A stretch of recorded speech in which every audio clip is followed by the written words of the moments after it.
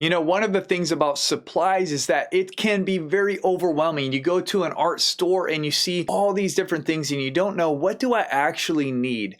We're going to talk today about the simple things that you need, just the essentials, because you don't need everything, but you do need a few things that will help you make the most of your time and energy and effort. But we also are wanting you to feel like you can get painting, be using things that don't cost too much so that you actually feel like you can practice without spending money or being too worried that what you're using costs an arm and a leg. So this is what this is about, guys. Supplies simplified for you. While acrylics are less expensive than oil paint, it's still great to get the most for your money. The truth is, you really don't need that many colors. What I recommend is simply to purchase a yellow, a red, and a blue, plus white and black. With those few pigments, you can create almost any color that you want to. Now, when you go to the store, you'll notice there's definitely more than one yellow and red and blue. So how do you choose which one to get? As you can see, each combination of different primary colors creates a very nuanced and interesting and beautiful mixture of colors. Is one better than the other? Of course not. It just depends on what you're trying to paint and what colors you like to use. One red makes it easier to mix a strong violet, while another red makes it easier to mix a strong orange. And it's the same for your mixes made with various yellows and various blues. If you don't know where to start, I'd recommend cadmium yellow light, cadmium red, ultramarine blue, titanium white, and Mars black. You can also buy acrylics in heavy body, which is pretty thick, medium or soft body, which is, of course, right in the middle, or fluid acrylics, which are very thin. Heavy body is good for things like palette knife work or anywhere that you want to have good texture, while the thinner fluid acrylics are great for things like washes and glazes. So I'll talk more about glazing later. You really don't have to worry about that right now. Personally, I almost always use heavy body, and that's what I'll be using in this course. You'll also notice that different brands of paint have student grade paint and artist grade paint. What's the difference? Really, it comes down to the amount of binder in the paint versus the amount of pigment in the paint. Artist grade paint has a lot more pigment, therefore it covers better. So I always would recommend getting artist grade paint. However, if you can't afford artist grade paint across the board, the two colors that you really absolutely need artist grade paint are titanium white and any yellow that you use. Cadmium yellow does not cover at all in student grade paint. So you need it to be artist grade paint or you will end up frustrated. And what are you going to paint on? Acrylics can stick to just about anything, so you have a lot of options. The most popular, of course, is canvas. It usually comes mounted like this, and it's quite versatile. It also can come mounted on a panel, and it will almost always be pre-gessoed. If you want to gesso it yourself, you have the flexibility to paint on something like MDF or other surfaces. What is gesso? Essentially, it is an acrylic primer that prepares your surface for painting. Like I said, most canvases that you buy in a store will already have gesso applied, so you really don't need to buy gesso yourself unless you're planning to paint on something like wood or MDF. Another inexpensive option for painting, especially when you're starting out, would be a canvas pad. You can see that it is multiple sheets that are bound together, and this is a great surface to learn on. You don't have to feel pressure, and it's going to be less expensive than normal canvases. This is also what I'm going to be using for the demonstrations later in this course. Now, when it comes to brushes, the main thing you want to make sure you do is get synthetic brushes. You do not want to use natural hair brushes with acrylic paints because when you are cleaning with water, natural hair brushes will soak up the water and it will get all weird and funky. Now, there are quite a few different types of brushes, so I'm going to show you some of them and how you might use them, and I'll also show you my favorites. So my very favorite type of brush to use, and I use it probably 95% of the time in every painting I use it, at least most of the painting, it is a flat brush. And flat brushes are similar to another brush, which is called a bright. I'll show you one of those. But the difference is that a flat brush has longer bristles. Brights are a little bit shorter. Both of them have square edges, but the length of the bristle is really what makes the difference. I don't mind either. I use brights every once in a while, but most of my brushes are flats, and they are, again, what I use primarily. So because they work similarly, I'll just show you what it looks like to use a flat. The reason I like it is because it's so versatile. I can do normal brush strokes just using it like this. And you can see that it has quite a bit of a straight kind of flat edge, but I can also do things like this. This is a lot of what I like to do, is figure out different ways, create different edges, have softer transitions, and just be able to do something creative with it. And you can also do things like lines. See how it creates quite a good line. All this coming from one brush. And the last thing that you can do, which is kind of pretty standard, but it can cover quite a bit of ground. So I just added a little bit of water to my paint, and I'll just show you how it will work in some ways a little bit like a wash brush. It can cover quite a bit. So anyways, that's my favorite brush. It is a flat brush. It comes in different sizes. You can see that this is a much bigger one. It's a size number 12, and this is size number 6, and that's my favorite. Another pretty common type of brush that you will see is called a Filbert brush. Now, Filbert is similar in that it's the size of the bristle is somewhere in the range of a flat. It's not that different, but you can see that it obviously has a rounded tip to it. It has a cousin, and the cousin is called an Egbert. I don't know where these names came from, but they both have rounded tops. The Egbert, of course, you can tell has a much longer bristle, and the Filbert is shorter. But they work similarly. They will create rounded edges. Obviously, you can see that instead of having the squared off look, this will have more of a rounded look to it. And you can see some of the different examples of how they work. They also can do some straight lines. That is a Filbert, and an Egbert is going to work quite similar. Another brush is an angle brush. You can see it's also appropriately named, just has that little angle at the end. Now, this is, again, kind of similar to the flat in some of the things that it can do. It can make quite angular type of marks.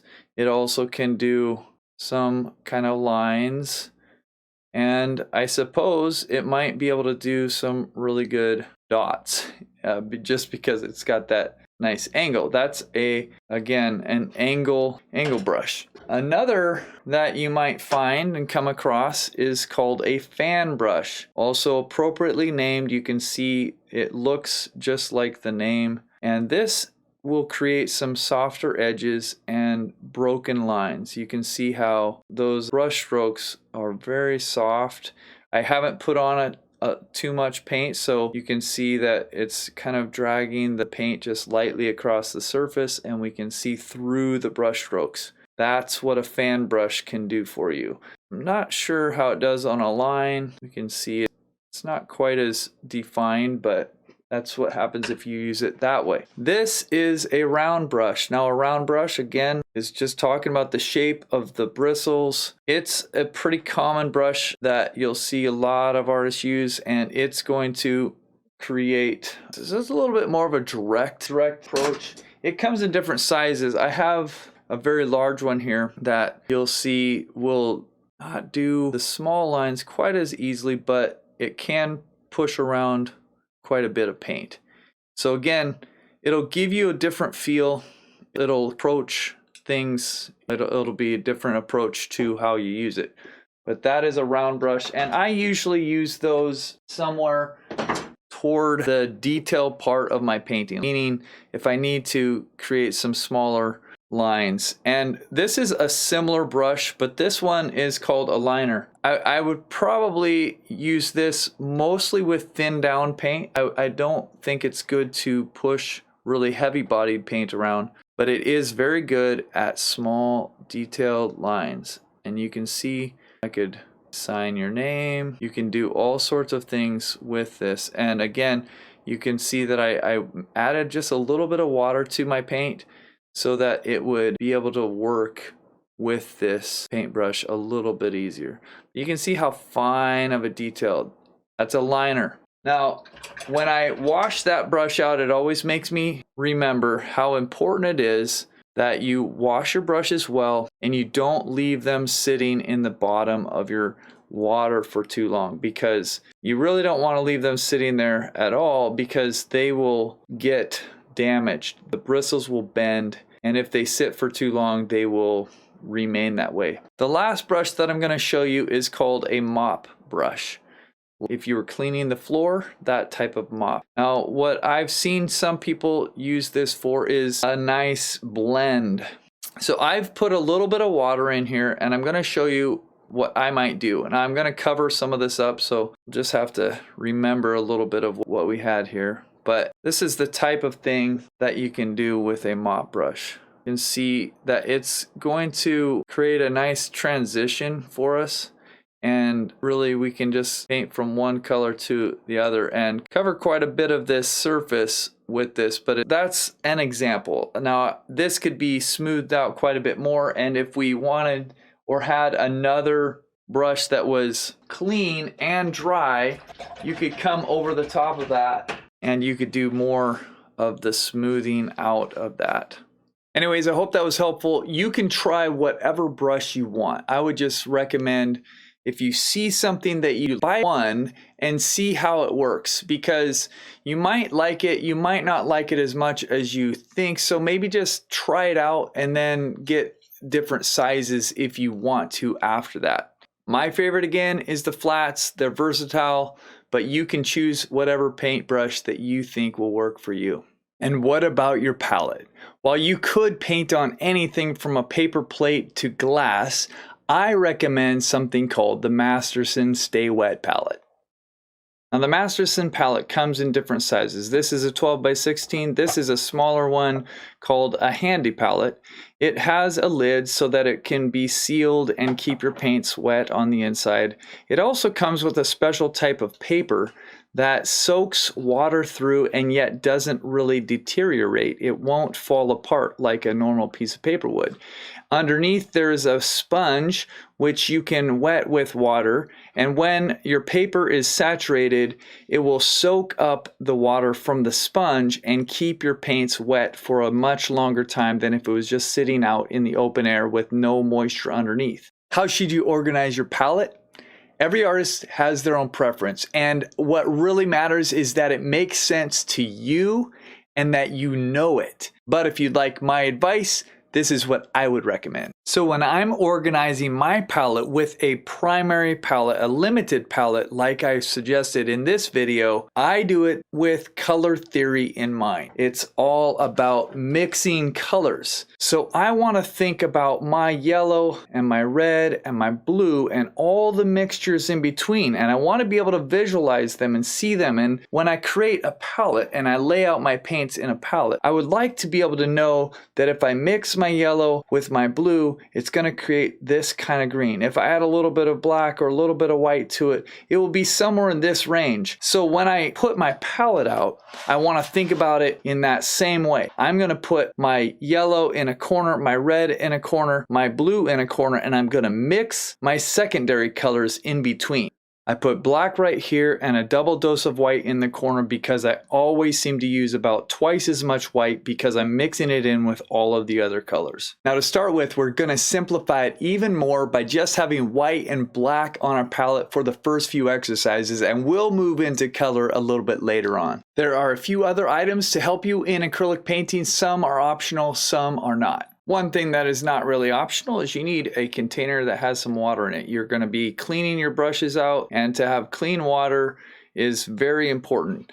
I often have two containers so that I can have dirty water and then a cleaner water and mix them or wash out my brushes in both. And these don't have to be anything special. You can see this is just an old Cool Whip container, so anything like that will work for you. Second thing that I think is essential is paper towel.